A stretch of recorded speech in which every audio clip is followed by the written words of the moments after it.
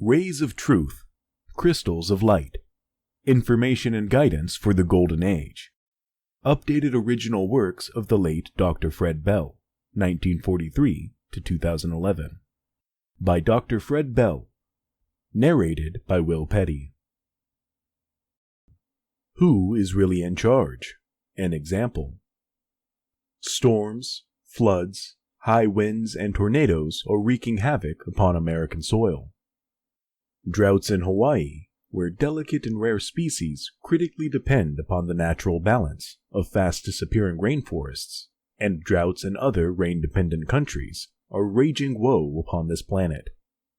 Caused in part by the El Nino phenomenon, soon to be followed by the La Nina pattern, these disasters are the legacy of man's ignorance in discharging massive quantities of hydrocarbons and ill considerations of disposing toxic wastes back into our rapidly deteriorating planetary ecosphere.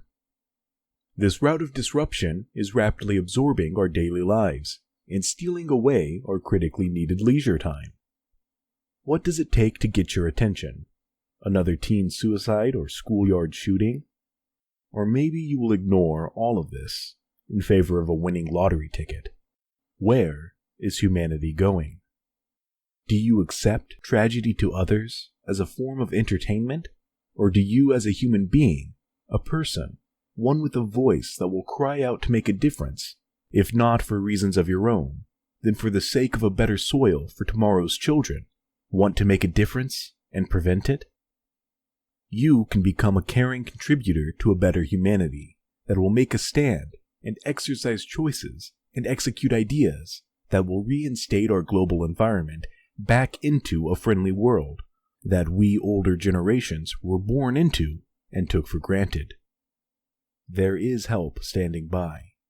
Powerful beings are in the wings, waiting for the familiar cry that will resonate through the halls of time and give us a commanding edge to right that which is wrong, balance that which is askew, comfort that which is in pain, heal where sickness lies, and educate in halls of ignorance, and bring light into the darkness of man's future.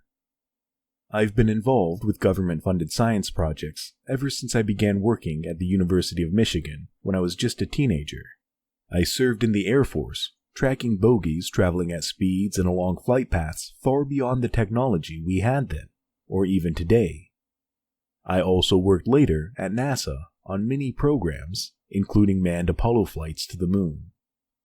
As a contactee, I have studied in depth the extraterrestrial phenomenon, including abductions and the continuing government cover-up. I've pioneered many alternative science applications, including modern pyramid technology, and served as a formulation consultant for top nutrition engineering developers. These subjects and more I have lectured upon as a National Health Federation representative, and personally around the world. There have been several books written about my work and experiences. Dulce, currently selling in Japan.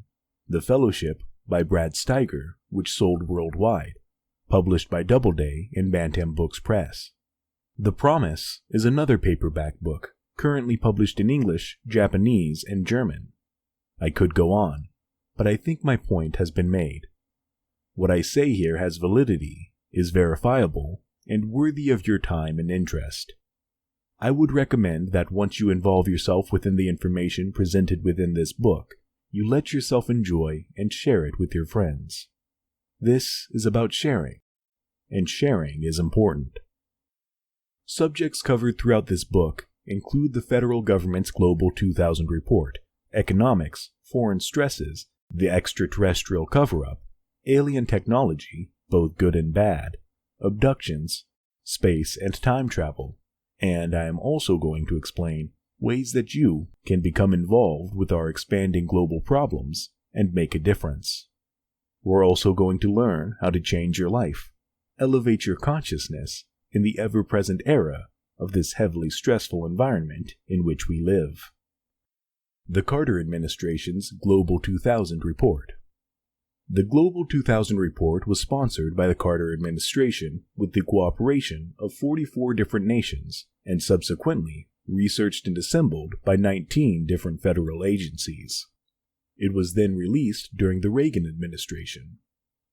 I attained a whole new level of understanding of this incredible document when I started studying the extraterrestrial condition that exists today between the governments of the different countries and peoples of the world, and incorporated my own contacts with the Pleiadians and the Andromedans. Finally, information from covert operational material provided further on in this book gave deeper insights into the relevancy of this government publication. I'm going to share with you now some of the highlights of the Global 2000 Report.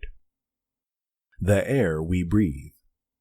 The Global 2000 Report reports that the carbon dioxide levels have doubled in this century, almost 25 to 30% of what they were a few years ago. Now, what does this mean? Higher carbon dioxide levels mean the body has a decreased amount of oxygen available to it, and consciousness begins to suffer. Carbon dioxide is a waste product we exhale for assimilation by plants, while we require oxygen to supercharge and give energy to our cells. I don't think we want to turn into plants, but our brains will be no better than vegetation if we don't do something about our present environmental conditions to adjust our own human biosystems to this change. Look around. Society is not functioning properly.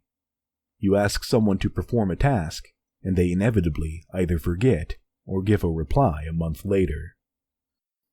Simply put, sea level recordings of atmospheric oxygen content are down from what they were 20 years ago.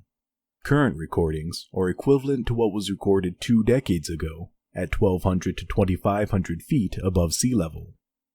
Think about that. The higher the altitude, the less oxygen there is in the atmosphere. You huff and puff doing things you wouldn't think twice about doing at the altitude you are currently adjusted to.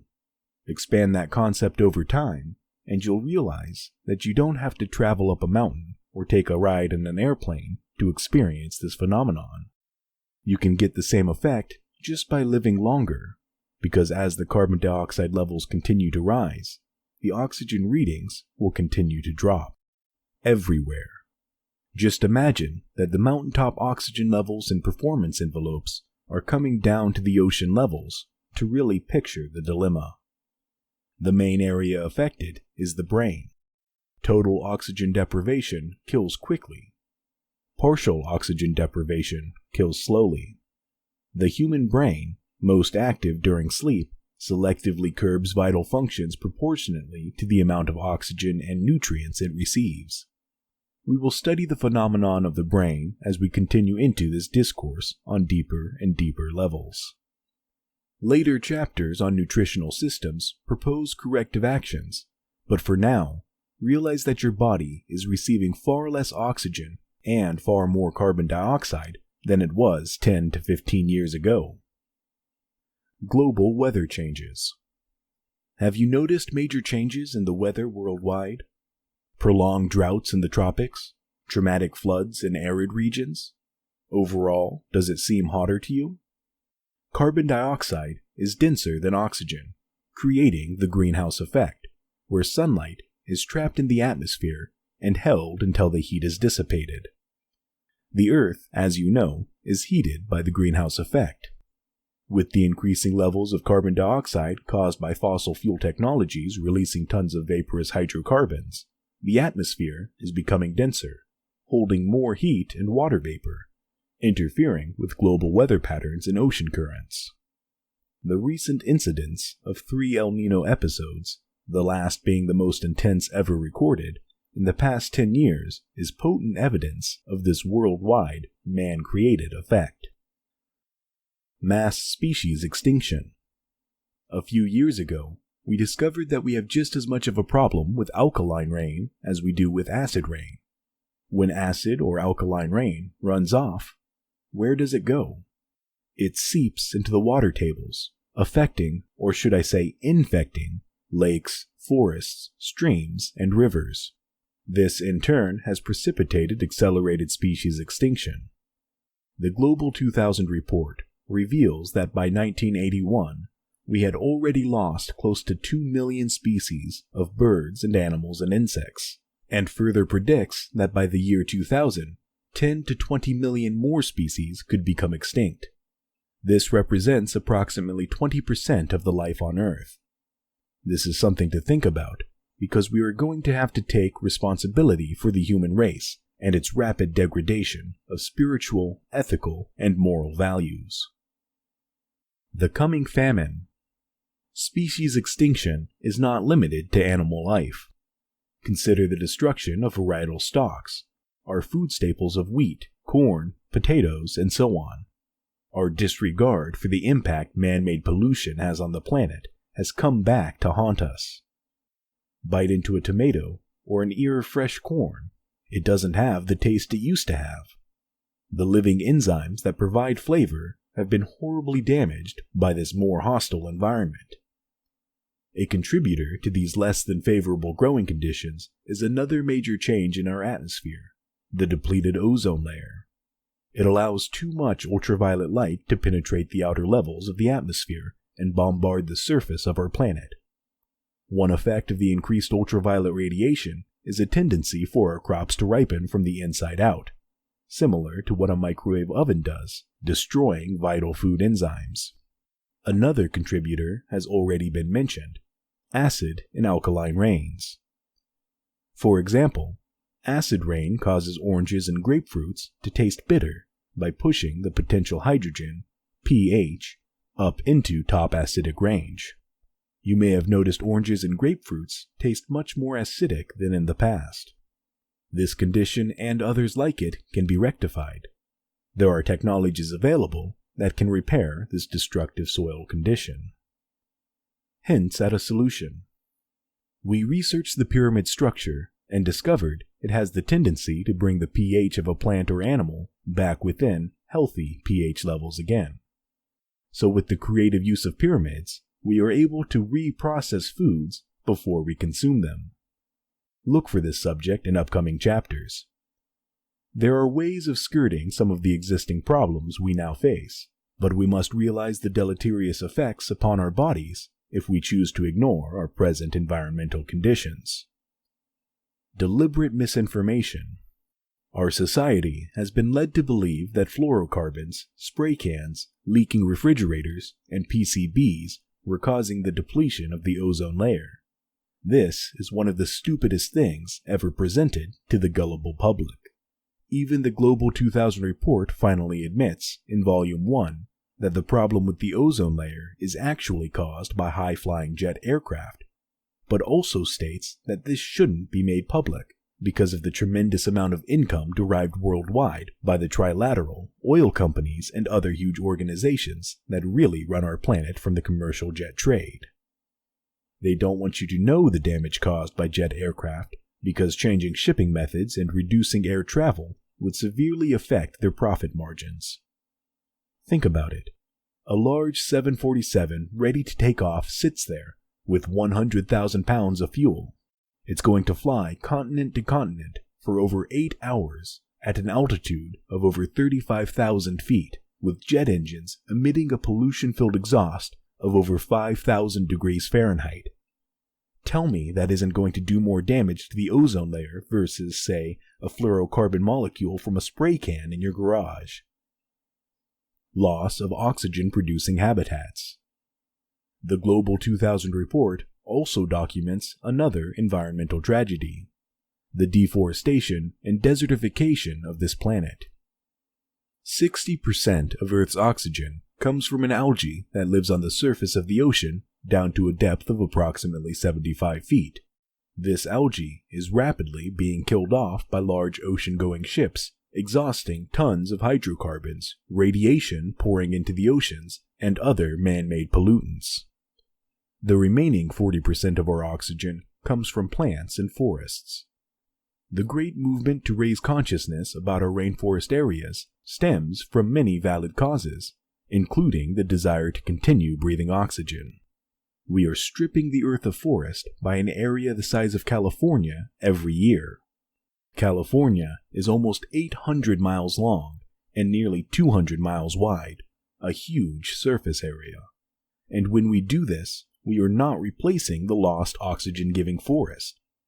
There are alternative crops, alternative ways of agriculture we could use to help remedy these problems. Why do we need to use the land beneath the rainforest? Why are we cutting the forest down? For the most part, the rainforests are being systematically stripped from the surface of the earth on behalf of our ever-increasing beef industry. Feeding the masses. Take a look at a hamburger from one of your local fast food places, or anywhere, actually. A quarter-pound hamburger represents 55 square feet of rainforest being destroyed. The burning of these 55 square feet, which is how they clear the land to use it, causes 500 pounds of carbon to be released into the atmosphere. Reducing the amount of beef in our protein-rich diets could have profound results. For example, if 1,000 people ate a meat-free diet just for 2 weeks, they would save 150,000 pounds of grain, plus many thousands of square feet of rainforest. This would feed 40,000 children for 8 days. That's something to consider, and that's just one statistic of many, many others. Alternative crops. There's a currently controversial way we can reverse this process of depleting our oxygen while increasing our carbon dioxide levels. An interesting article in High Times magazine, April 1990 issue, stated that in 1916, the U.S. Department of Agriculture Bulletin predicted that once a harvesting machine was developed, cannabis would again become America's largest agricultural industry. Some 22 years later, Popular Mechanics introduced a new generation of investors to just such a device. When we talk about cannabis, we are not talking about the part of a marijuana plant harvested for THC. We are talking about the root of hemp. Hemp has been used for practical purposes all over the world for years. It was one of the largest crops in America for a number of years, until the more politically power-crazy cartels were established. Before this system began its negative inauguration, the hemp was an international product. Furthermore, in 1916, the U.S. Department of Agriculture wrote a special bulletin, number 404, which reported that 1 acre of cannabis hemp in annual rotation over a 20-year period would produce as much pulp for paper as 4.1 acres of trees over the same 20-year period. This process would only use 1/5 to 1/7 as much sulfur-based acid to break down the glute ligament that binds the fibers of the pulp. Ligament must be broken down to make pulp paper. Hemp is only 4% ligament, while trees are 18 to 30% ligament. Thus, hemp provides 4 times as much pulp at 5 to 7 times less pollution. 5 to 7 times less pollution. And yet today, it is totally illegal, as it has been for the past half-century. Who controls the drugs? Once corrupted systems were instituted, the drug money had to be controlled by different governments.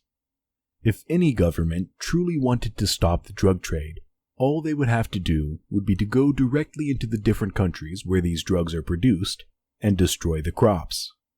We know where they are. If the United States could invade the Middle East and reshape the destiny of the oil coming out of the Kuwait oil fields, then these other smaller countries that have problems with their hemp, cocaine, and heroin growth are easily subject to international action. You won't see that happening because these powerful cartels need the illicit money. It remains underground, hidden away from people. Chemical toxins concentrate at the top of the food chain. You'll find frightening references in the Global 2000 report about the misuse of insecticides and pesticides. It reports that sprayed crops are hurt and damaged, then fed to livestock, which is later slaughtered and fed to us. The effect of this progressive concentration of toxins can be found in chemical analysis of a new mother's milk. It is so high in DDT that if you bottled it and shipped it across the state line, the FDA would confiscate it. In comparison, a vegetarian mother has 1/5 the amount of DDT in her milk as one who consumes dairy products. Look at the illnesses many children are now born with. One formula I developed was a special protein powder for children in the process of switching to solid foods. Most food stores carry nothing but sugar-filled transitional liquid foods for children, continuing the senseless process of feeding ourselves toxic substances. Superspecies development. The Global 2000 report also mentioned that some insects are thriving on the DDT. If you go to Hawaii, you'll notice the cockroaches are bigger there than they are in many other places in the world. When I first went to Hawaii in the 1960s, I saw small cockroaches. For years now, the farmers have been spraying deadly toxins on crops such as sugarcane, pineapple, coconuts, and dates. Certain pests have died, but many have become increasingly resistant to the assault, and the roaches have thrived. In addition, native birds that consume the super roaches die from the insect's high concentration of poisons. Destroying our DNA. Radiation is another concern. We are creating radioactive wastes accumulated from nuclear reactors that generate power, plutonium reactors that produce power, and many ignorant countries testing nuclear arms. This radioactive material has to settle somewhere. It has a 500 million year half-life, longer than the recorded history of man or anything else on this planet. The Global 2000 report tags disposal and storage as a critical problem, not only to the environment, but to us. We are definitely going to have problems with the people who live near or handle the radioactive materials and wastes as they lose coherency or higher consciousness due to molecular and DNA damage. This manner of damage to the body affects our very consciousness right down to the cellular level, another topic I will cover in length in coming chapters. Cover-ups. In this book, I'm going to present evidence of a secret government cover-up and other aspects of the Global 2000 report that are even more unpleasant. This is all necessary so that you have a well-rounded understanding of why it's important to get environmentally involved, and how to make a difference, if not for your own sake, then maybe for the sake of someone you love or your own children. I encourage you to pursue and document for your own edification more of this information from the Global 2000 report. This brief discourse has mostly come from Volume 1. There are 5 volumes. If you want to purchase a copy and read these facts for yourself, in California, you can go to room 2039 in the Federal Building, 300 North Los Angeles Street, Los Angeles, California, 90012, telephone number 213-688-5841. If you are in Washington, D.C., you can go right to the Pentagon, Main Concourse, South End, Washington, D.C., 20301, telephone number 703-557-1821. In the Colorado area, go to room 117, Federal Building, 1961 Stout Street, Denver, Colorado, 80294. Telephone number 303-837-3964.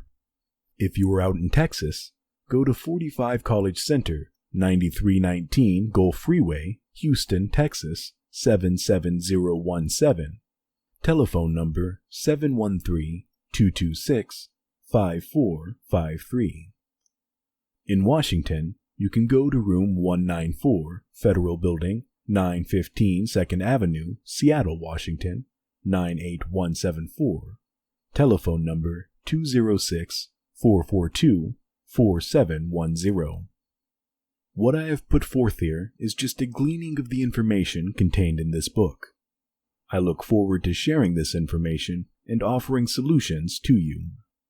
At times, you may experience a sense of overwhelm, but just relax and let it in. The background information I supply helps support the corrective actions I propose. You can always go back over those chapters that challenge you, and I have supplied numerous illustrations to help get my points across. My goal is to open you up to the possibilities and the promise of an expanded and better future. The changes we've been discussing began around 1920 and 1925 when the big family stepped in to run this country. We're part of a long-term plan. Our conflicts in the Middle East were planned a long time ago because the people who control the money have the consciousness to make their control effective for long periods. Denying an obvious solution. Hemp pulp paper potential depended upon the invention and engineering of new machines for stripping the hemp in hemp herds. This would also lower the cost and demand for lumber for housing, while at the same time reoxygenate our planet. If the 1916 hemp pulp paper process were legal today, it could replace about 70% of all wood pulp paper, such as computer printout paper, corrugated boxes, and paper bags.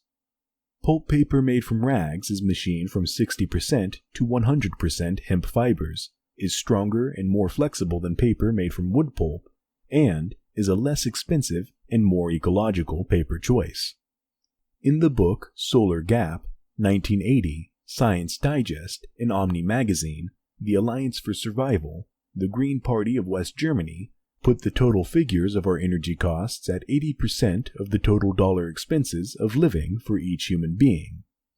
In validation, 82% of the total value of all issues traded on the New York Stock Exchange and other world stock exchanges are tied directly to energy supply companies, Exxon, Shell, Mobil, Edison, etc., oil wells, coal mines, transportation, pipeline companies, oil shipping and delivery companies, refineries, and retail sales. Americans, who represent only 5% of the world's population, in their drive for more net worth and productivity, consume 25% to 40% of the world's energy output. The hidden cost to the environment cannot be measured. 82% of your dollar, which translates roughly into 33 of every 40 hours you work, goes to pay for the energy cost of goods and services. One way or another, transportation, heating, cooking, lighting are all energy-based products you purchase. Our current possible energy sources also supply about 80% of all solid and airborne solutions, which slowly poison the planet. The cost of doing business.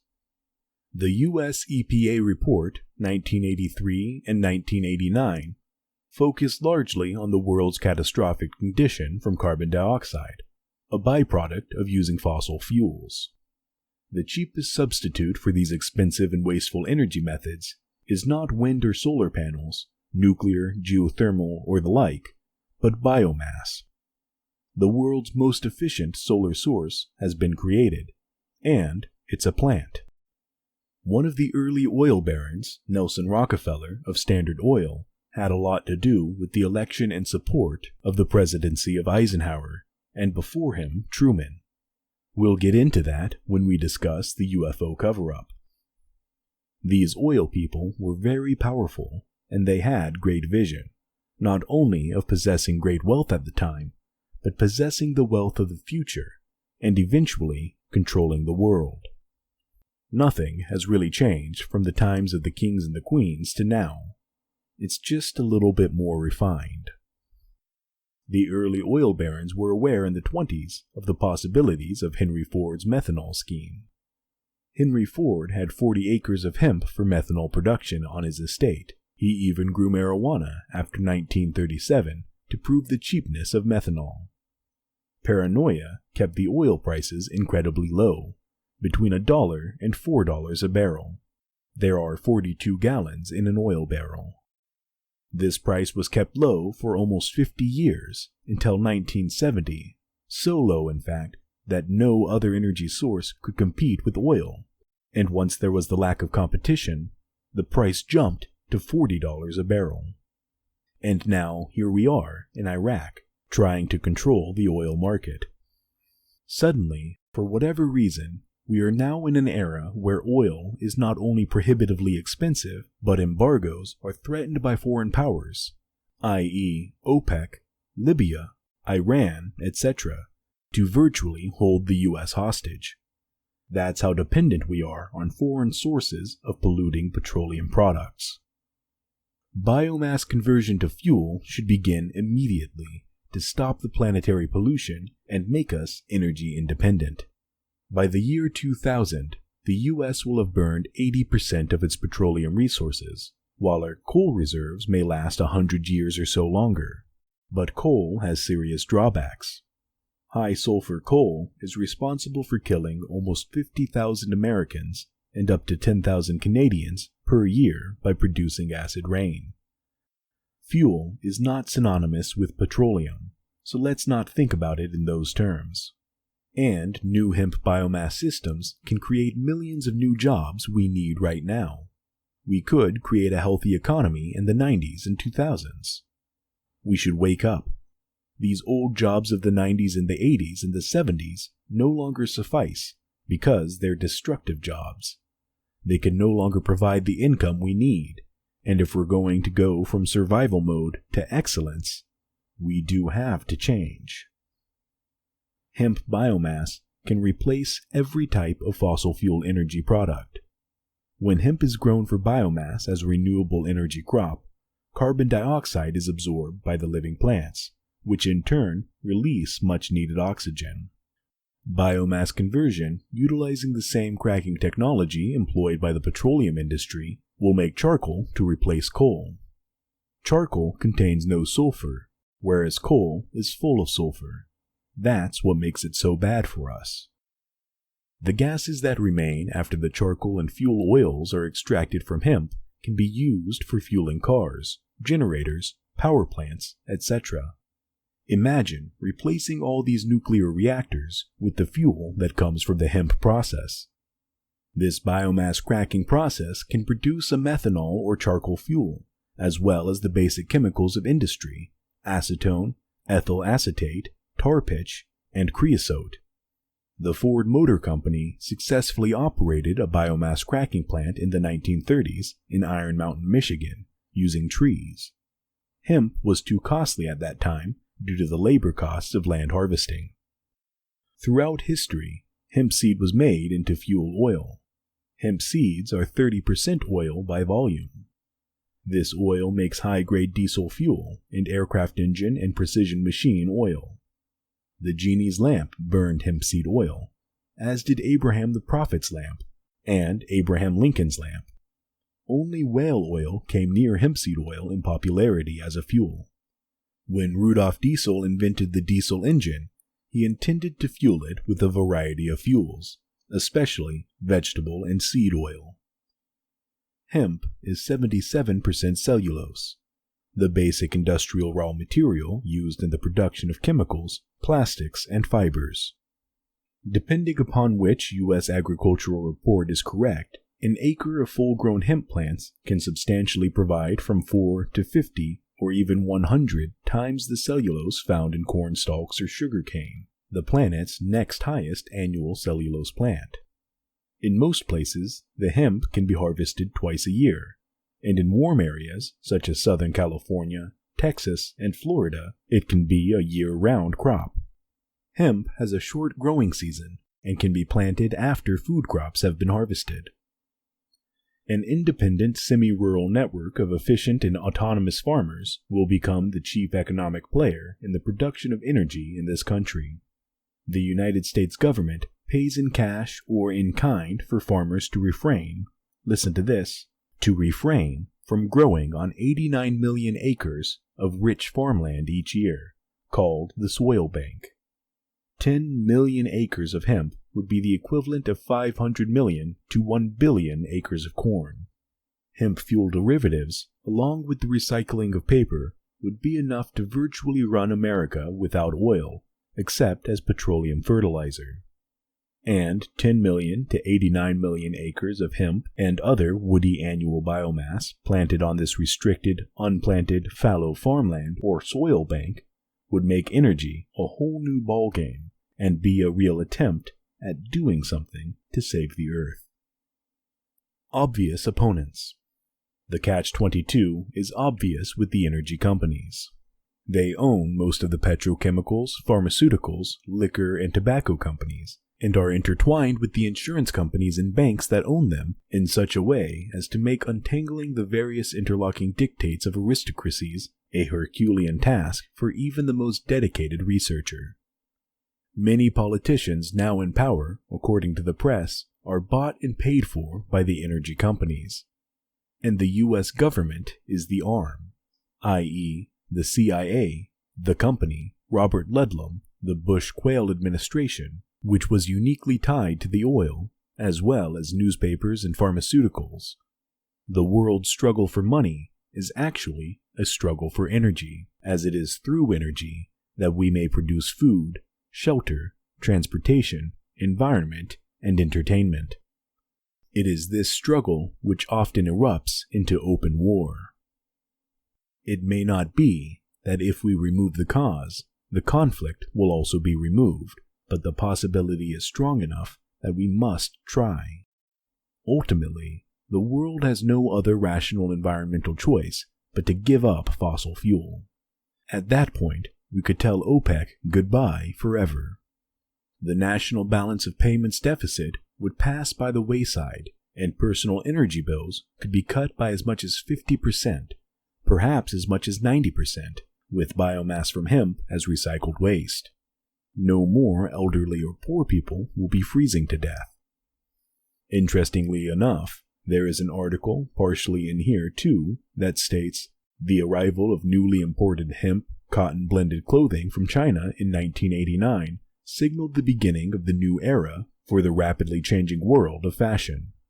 Joint venturing hempery in the hemp colony in the imports of shirts and shirts in the stoneware registered trademark label can be found in a number of retail outlets and ordered through the mail. Public distaste for the cruelty of using furs and leather, along with the search for comfortable natural fibers to replace synthetics, and fashion society's ever-changing trends it takes, all offer a great opportunity to reinvigorate the domestic textile manufacturing retail trade. We can eat it, too. Hemp seed can be processed, too, and it's many times cheaper. It also contains the essential 8 amino acids. Hemp seed extracts, like soybeans, can be made to taste like chicken, meat, steak, or pork. It can be used to make tofu, curd, and margarine at less cost than that of soybeans. Hemp seed can be pressed for a vegetable oil, leaving a high-protein seed cake as a byproduct.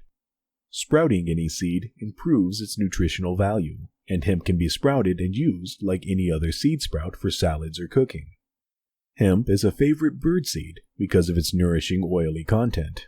The report also talks about birds living 20% to 30% longer in hemp seed studies.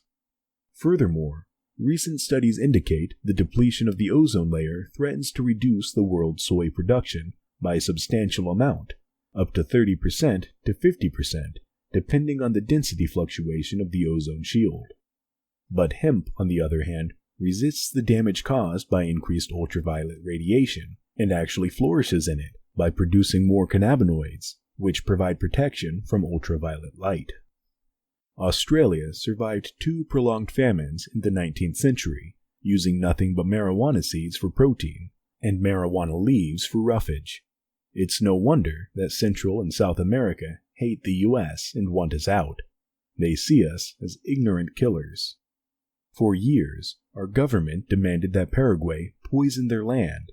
Land farmers had grown cannabis on by law since 1654, when Prince Philip of Spain had ordered it grown throughout the empire to provide food, sail, rope, towels, sheets, and shirts, as well as providing the people a most important folk medicine for fever, childbirth, epilepsy, and poultices for rheumatoid arthritis. There were more than 10 million acres of seed-laden cannabis hemp growing wild in the U.S. prior to 1937, feeding hundreds of millions of birds as their favorite and most necessary food, until our government began its policy of total eradication of this primary link in the food chain. Oblivious to these inherent biocide dangers, our government continued to escalate these programs of extinction unabated, both here and abroad, at the insistence of the DEA. DuPont has created new strains of grain, such as wheat, that will grow only with their petrochemical fertilizers. Their intention is to eradicate the surviving natural wheat and rice seeds in the name of their personal corporate profits, leaving the planet and all humans solely at their corporate mercy for their hybrid strain, which must have their petrochemical fertilizers and pesticides. Corn is already so hybridized that it is not expected to last 50 years without human cultivation. Hemp seeds put down as much as 10 to 12-inch roots in only 30 days, compared to a 1-inch root put down by rye or barley grass presently used by the U.S. government. Southern California, Utah, and other states used cannabis routinely to break up compacted, overworked soil until about 1915. Up until that time, it was America's largest agricultural crop, and we didn't have drug problems in those days. These varieties of hemp plants that we're talking about are not the kind that people smoke. The people who grow marijuana for profit prefer specially hybrid plants that concentrate THC on the bud. For our energy-related purposes, we're focusing more or less on the leaves and the stalks, the overall material of the plant itself. They're more like rope. They contain more cellulose and fiber. Realize that biomass crops put a huge amount of oxygen back into the atmosphere and can reproduce themselves almost 4 times as fast as trees. They are great for areas where the soil is eroded because their quick-growing roots go quite deep, holding the topsoil. According to the Global 2000 report, we are seeing an area the size of the state of Maine turned into desert every year.